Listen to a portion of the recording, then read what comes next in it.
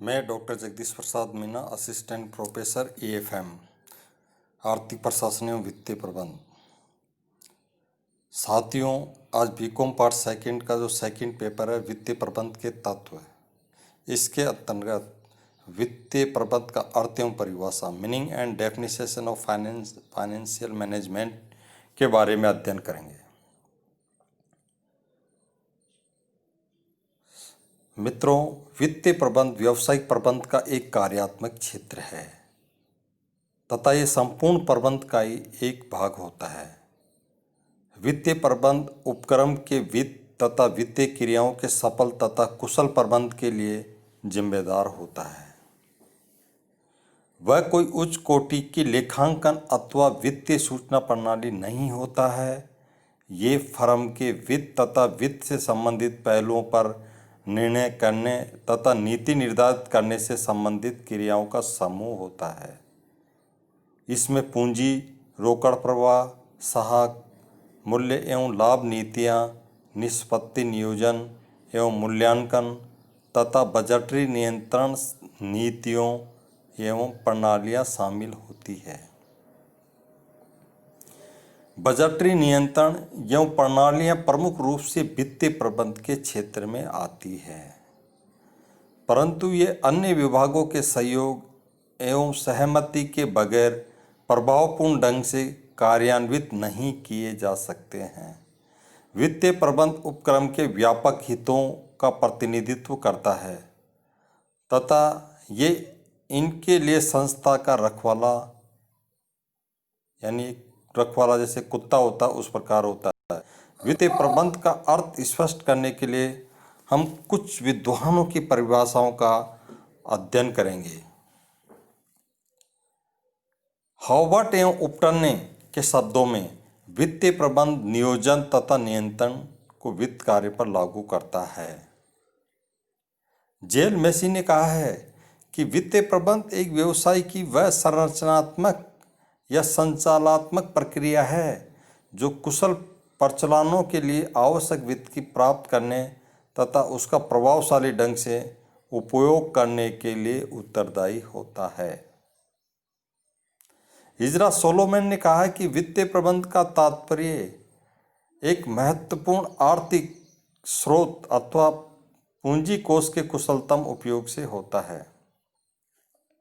यदि हम निष्कर्ष रूप में इसकी डेफिनेशन या परिभाषा के बारे में अध्ययन किया जाए तो ये कह सकते हैं कि वित्तीय प्रबंध व्यावसायिक प्रबंध का एक वह क्षेत्र है जिसके अंतर्गत व्यवसाय की वित्तीय क्रियाओं एवं वित्त कार्य का कुशल संचालन किया जाता है। इसके लिए नियोजन, आवंटन एवं नियंत्रण के कार्य किए जाते हैं। वित्तीय प्रबंध की प्रकृति अथवा विशेषताएं, nature of characteristics of financial management. पहली विशेषता व्यावसायिक प्रबंध का एक अभिन्न अंग।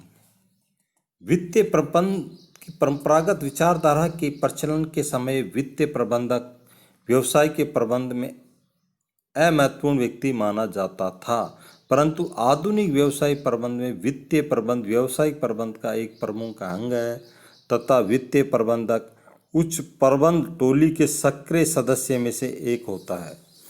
व्यवसाय की गतिविधियों के साथ वित्त का प्रश्न जुड़ा हुआ है, अतः वित्तीय प्रबंध सभी महत्वपूर्ण व्यावसायिक निर्णयों में आधारभूत भूमिका निभाता है। नेक्स्ट पॉइंट है सेकंड, सतत प्रक्रिया।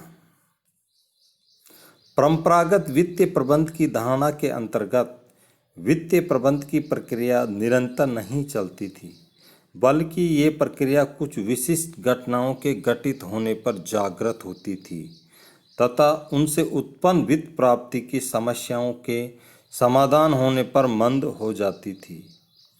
परंतु आधुनिक विचारधारा के अनुसार वित्तीय प्रबंध की प्रक्रिया सतत चलने वाली प्रक्रिया है तथा व्यवसाय की सफलता के लिए वित्तीय प्रबंधक को निरंतर महत्वपूर्ण भूमिका निभानी पड़ती है।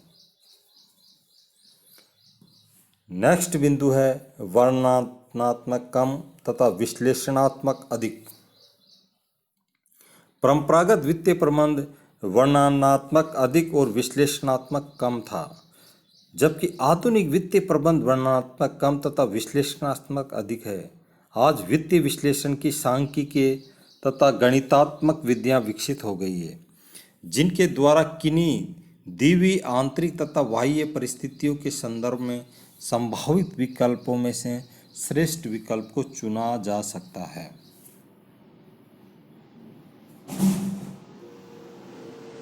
लेखांकन कार्य से भिन्न। बहुत से लोग वित्त कार्य तथा लेखांकन कार्य को एक ही मानते हैं, क्योंकि दोनों में बहुत सी शर्तें एवं अभिलेख एक समान है। परंतु वित्त कार्य लेखांकन कार्य से भिन्न होता है। लेखांकन कार्य में वित्तीय एवं संबंधित समांकों का संग्रहण किया जाता है, जबकि वित्त कार्य में इनका निर्णयों के लिए विश्लेषण एवं उपयोग किया जा सकता है। केंद्रीकृत स्वभाव। आधुनिक व्यावसायिक प्रबंध के विभिन्न क्षेत्रों में वित्तीय प्रबंध का स्वभाव केंद्रीकृत है। जहां उत्पादन, विपणन तथा कर्मचारी प्रबंध के कार्यों का अत्यधिक विकेंद्रीकरण संभव है, वहां वित्त कार्य का व्यवहारिक दृष्टिकोण से विकेंद्रीकरण वांछनीय नहीं है तथा वित्त कार्य के केंद्रीकरण द्वारा ही व्यवसाय के उद्देश्यों को अधिक प्रभावशाली ढंग से प्राप्त किया जा सकता है। व्यापक क्षेत्र, वाइड स्कोप। वित्तीय प्रबंध का क्षेत्र बड़ा व्यापक है। वित्तीय प्रबंध का कार्य उपक्रम की अल्पकालीन एवं दीर्घकालीन वित्तीय आवश्यकताओं के लिए साधनों को प्राप्त करना, उनका आवंटन करना तथा अनुकूलतम उपयोग करना है। वित्तीय प्रबंध लेखांकन, अंकेक्षण, लागत लेखांकन, व्यावसायिक बजटन, रोकड़ व साख प्रबंध, सामग्री प्रबंध आदि के लिए भी उत्तरदायी होता है। उच्च प्रबंधकों के निर्णय में सहायक। वित्तीय प्रबंध की आधुनिक विचारधारा के अनुसार वित्तीय प्रबंधक उपक्रम के सर्वोच्च प्रबंध को निर्णय लेने में सहायता पहुंचाता है।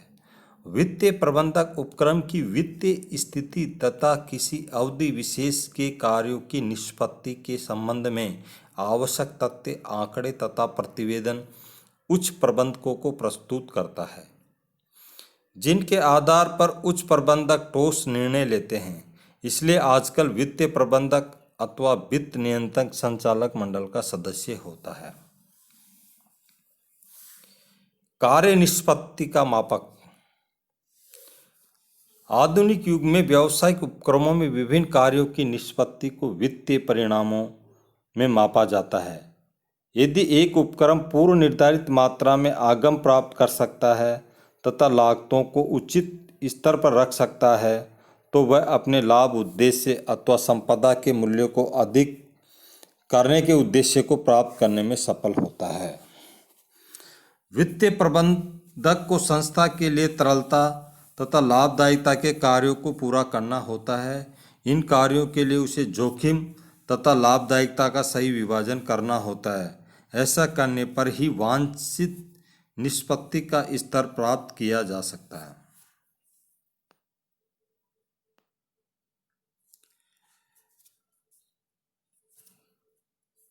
वित्तीय प्रबंध के उद्देश्य, ऑब्जेक्टिव्स ऑफ फाइनेंशियल मैनेजमेंट। एक व्यावसायिक उपक्रम में वित्तीय प्रबंध के उद्देश्य क्या होते हैं, एक महत्वपूर्ण प्रश्न है। संकुचित दृष्टिकोण से देखने पर कहा जा सकता है कि वित्तीय प्रबंध का तात्कालिक उद्देश्य उपक्रम के लिए पर्याप्त तरल एवं लाभदायक वित्त की व्यवस्था करना होता है। परंतु विस्तृत रूप में देखने पर कहा जा सकता है कि वित्तीय प्रबंध का उद्देश्य फर्म के उद्देश्यों की प्राप्ति में अधिकतम सहायता पहुंचाना होता है। एक संगठन के वित्तीय प्रबंध के निम्न उद्देश्यों को प्राप्त करना होना चाहिए या होता है। कोषों की पर्याप्त एवं नियमित आपूर्ति, स्वामियों को उचित प्रतिफल दिलवाना, पूंजी का कुशलतम उपयोग करना, पूंजी की न्यूनतम लागत संभव बनाना, प्रतिभूतियों का मितव्ययितापूर्ण संयोजन करना, वित्त एवं अन्य विभागों में आपस में तालमेल रखना।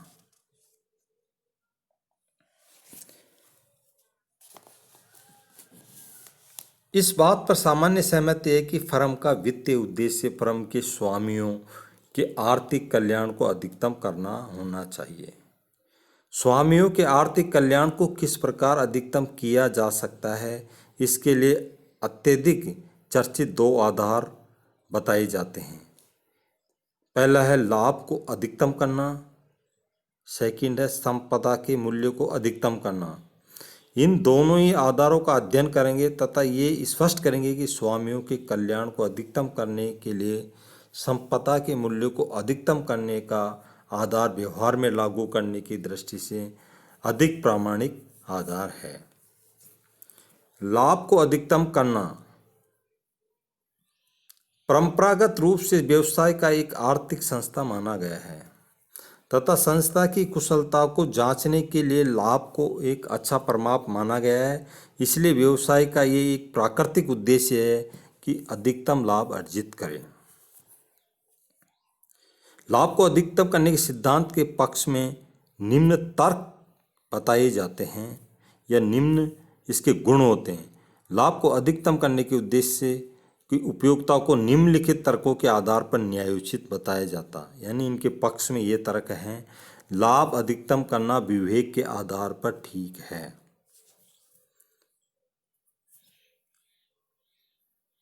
एक व्यक्ति कोई आर्थिक क्रिया विवेकपूर्ण ढंग से करता है तो इसका उद्देश्य उपयोगिता को अधिकतम करना होता है।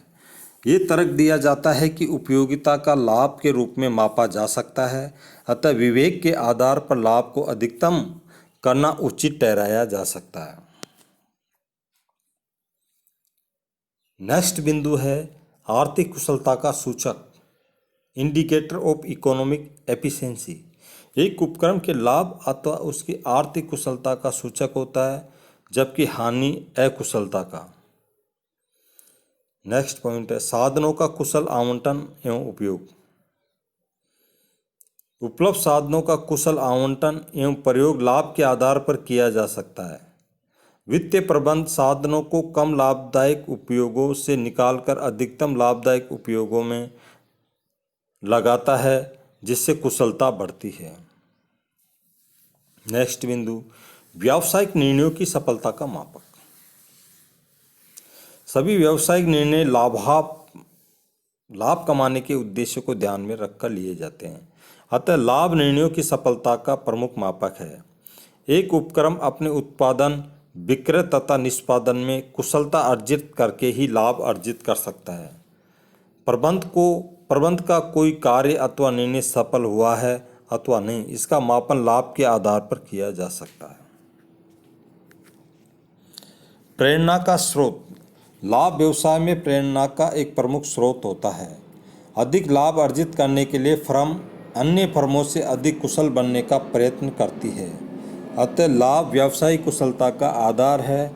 यदि व्यावसायिक उपक्रमों में लाभ की प्रेरणा समाप्त कर दी जाए तो प्रतियोगिता का अंत हो जाएगा तथा इससे विकास एवं प्रगति की दर धीमी पड़ जाएगी। सामाजिक लाभ को अधिकतम बनाना। एक फर्म अपने लाभ अधिकतम करने के उद्देश्य का पालन करके सामाजिक आर्थिक कल्याण को अधिकतम करती है, क्योंकि फर्म लाभ अर्जित करके ही विभिन्न सामाजिक कार्यों जैसे शिक्षा, चिकित्सा, श्रम कल्याण, आवास, मनोरंजन आदि पर व्यय करके लोगों के कल्याण को बढ़ा सकती है। अब लाभ को अधिकतम करने के सिद्धांत की आलोचनाएं या विपक्ष में तर्क। लाभ को अधिकतम करने के सिद्धांत को निम्न आधार पर आलोचना की जाती है। अस्पष्ट निर्णय। लाभ की धारणा एक अस्पष्ट धारणा है। फर्म अल्पकालीन लाभ को अधिकतम करे अथवा दीर्घकालीन लाभ को, जैसे सकल लाभ, ब्याज एवं कर के पूर्व लाभ, कर के बाद लाभ, शुद्ध लाभ आदि, इनमें से कौन से लाभ को अधिकतम किया जाए। नेक्स्ट पॉइंट है मुद्रा के समय मूल्य की उपेक्षा।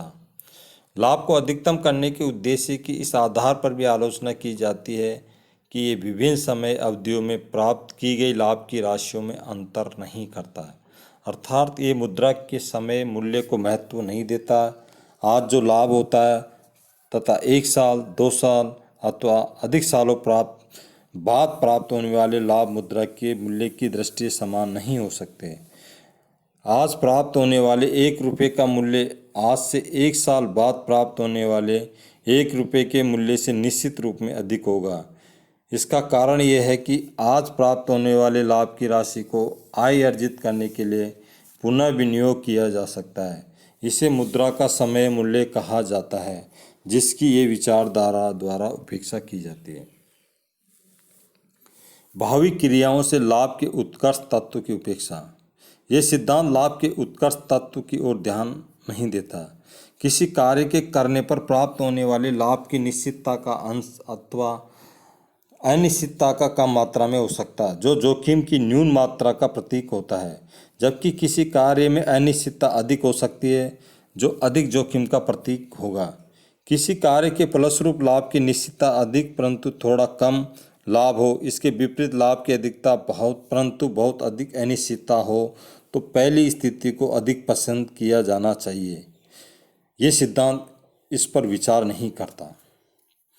व्यवसाय के सामाजिक दायित्व की उपेक्षा। ये विचारधारा स्वामियों के लाभ को अधिकतम करना है तथा व्यवसाय के सामाजिक दायित्व की उपेक्षा करता है। इसमें श्रमिकों, उपभोक्ताओं, सामान्य जनता व सरकार की उपेक्षा की जाती है। सेकंड जो पॉइंट था, संपदा के मूल्य को अधिकतम करने का सिद्धांत। अब लाभ को अधिकतम करने के स्थान पर फर्म की संपदा के मूल्य को अधिकतम करना व्यवसाय का मूल उद्देश्य माना जाता है। अतः वित्तीय प्रबंध का उद्देश्य भी फर्म की संपदा के मूल्य को अधिकतम करना होता है। वित्तीय प्रबंध को फर्म के लिए ऐसे कार्य करना चाहिए जिससे फर्म की संपदा का मूल्य बढ़ता है तथा ऐसे कार्य नहीं करने चाहिए जिससे संपदा का मूल्य कम होता है।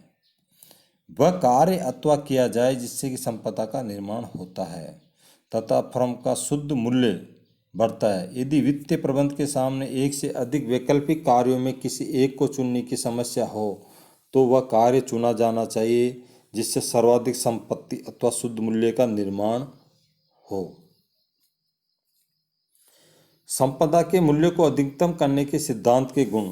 संपदा के मूल्य को अधिकतम करने के सिद्धांत के लाभ। रोकड़ प्रवाहों का माप। संपदा मूल्य अधिकतम करना एक स्पष्ट कारण है। इसमें भावी रोकड़ प्रवाहों का वर्तमान मूल्य लिया जाता है। मुद्रा के मूल्य को मान्यता। ये सिद्धांत मुद्रा के मूल्य पर विचार करता है जिससे रोकड़ प्रवाहों के वर्तमान मूल्य के आधार पर प्रबंध महत्वपूर्ण निर्णय ले सकता है। सार्वभौमिक स्वीकृति। इस सिद्धांत को सार्वभौमिक स्वीकृति प्राप्त हुई है क्योंकि वित्तीय संस्थाओं, स्वामियों, कर्मचारियों तथा समाज सबके हित का ध्यान रखता है। सुदृढ़ लाभांश नीति का निर्देश। ये सिद्धांत प्रबंध को सुदृढ़ लाभांश नीति अपनाने का निर्देशन देता है जिससे समता अंशधारियों को अधिकतम प्रत्यय प्राप्त होती है।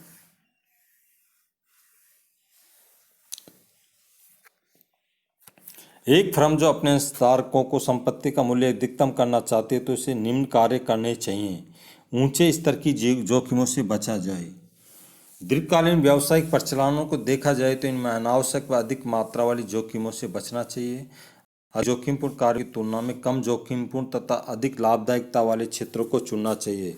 ऊंचे स्तर की जोखिम की क्रियाएं फर्म के लिए बड़ी घातक सिद्ध हो सकती है। लागत में कमी।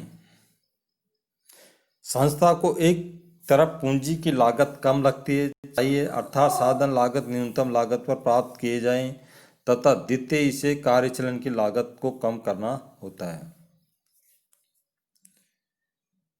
लाभांश का भुगतान। लाभांशों का भुगतान फर्म तथा अंशधारियों की लाभदायक आवश्यकताओं के अनुरूप होना चाहिए। फर्म के जीवन के प्रारंभिक वर्षों में निश्चित दर से लाभांश दिया जाए। जैसे जैसे फर्म परिपक्व हो तथा उसे विस्तार के लिए धन की कम आवश्यकता हो वैसे वैसे अधिक लाभांश बांटा जाए। निरंतर उपयुक्त मात्रा में लाभांश दिए जाने पर विनियोगिता आकर्षित होते हैं। फर्म के अंशों का बाजार मूल्य तथा फर्म की संपदा बढ़ती है। विकास अथवा वृद्धि दर की प्राप्ति। एक फर्म को अपने वर्तमान मूल्यों को अधिकतम करने के लिए अपने विक्रय लाभों में वृद्धि करनी होती है, अतः विकास एवं विस्तार की योजनाएं बनाकर लागू करनी चाहिए। कोई भी संस्था या तो विकास करती है या उसका पतन हो जाता है, इसलिए फर्म को सदैव विकास व विस्तार के लिए कार्यशील रहना चाहिए। अंशों के बाजार मूल्य को बनाए रखना। जो प्रबंध फर्म की संपदा के मूल्य को अधिकतम करना चाहता है, उसका कर्तव्य है कि वह फर्म के अंशों का बाजार में ऊंचा मूल्य बनाए रखे। वित्तीय प्रबंध को उपक्रम के स्वास्थ्य के साथ साथ स्वामी हित भी अक्षुण्ण रखना चाहिए।